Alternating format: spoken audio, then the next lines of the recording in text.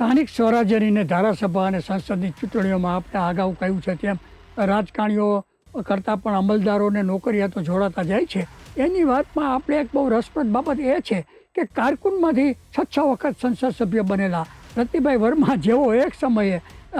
બહેરામપુરામાં રહેતા હતા અને કારકુન હતા અને લાકડાનો ધંધો પણ કરેલો હતો અને એમને ભાજપે ટિકિટ આપી ને એ પછી તેઓએ કેવી રીતે પ્રગતિ કરીને 6 વખત એ લોકો કેવી રીતે સંસદ સભ્ય બન્યા, એમના મિત્રો કોણ કોણ હતા, એમની પ્રગતિ કેવી રીતે થઈ અને ભાજપની અંદર રહીને પણ તેઓએ કેવી રીતે પ્રગતિ કરી. આજે તો કરોડાધિપતિ છે અને એમને લાવનાર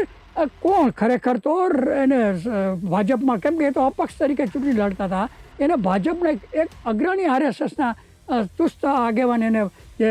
ભાજપમાં લાવેલા અને સંસદ સભ્ય બનાવેલા, એની વાત આપણે વિસ્તૃતપણે આ એપિસોડમાં રસપ્રદ ભાષામાં આપણે